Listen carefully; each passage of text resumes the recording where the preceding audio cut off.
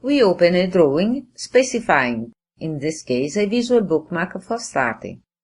We select E2 as files of type, and we select the appropriate visual bookmark that displays immediately the portion of the drawing we need to work in the following. We can change the properties of each standard part group by inserting, for example, a new code.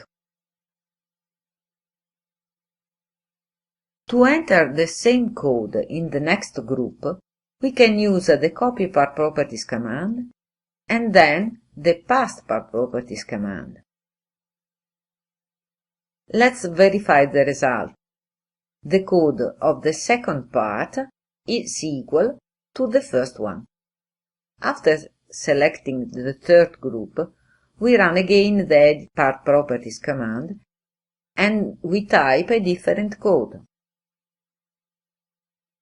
If we open the File Properties dialog box, we can read the properties of the drawing component already inserted, and we can insert document data for our drawing, like the document name. Now we insert a drawing frame and title block. We select our customized title block. The positioning is automatic. Then we can move it where we want, in the most suitable position for our drawing. Let's examine in detail the title block. It contains both the document data and the part properties of our drawing. Now we go back to the portion of our drawing where we worked at the beginning, and we see how to insert balloons first using the automatic command. We select the default format. It contains reference number, quantity, name, and possible description of the component. We select Top in the Alignment drop-down list. Then we select the groups.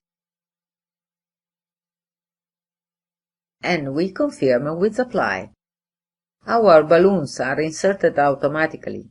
We can move them by dragging them in the most suitable position.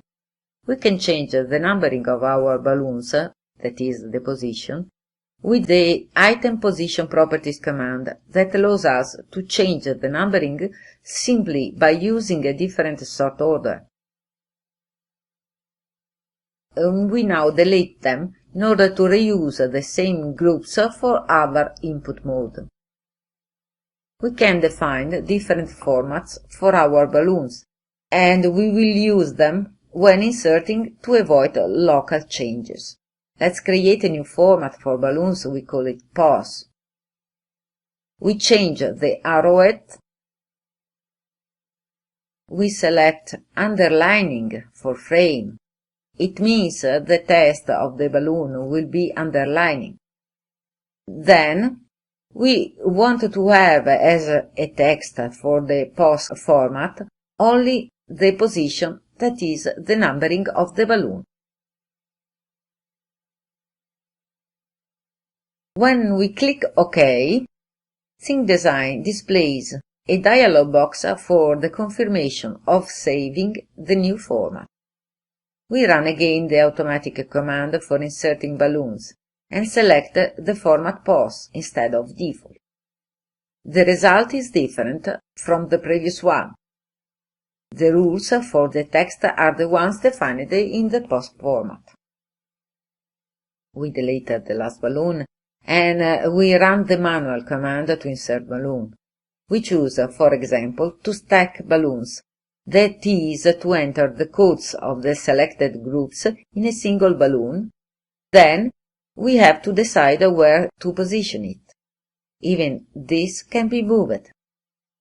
About the part list, we can define, in the Option dialog box, the characteristics of the table, typically of an entity, like layer, color, width, line type, advanced, like header and footer, maximum number of rows and their format color, the column's content, data to use and their order,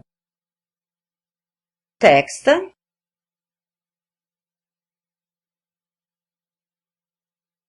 Part list to define general data like the table origin and the component sort. Pages, how to organize the pages if they are more than one. Under More option, we find the configuration settings to select one of the various configurations stored in the library. We open again the option dialog box to check Skip the groups without part number. Finally, we move the table near the title block.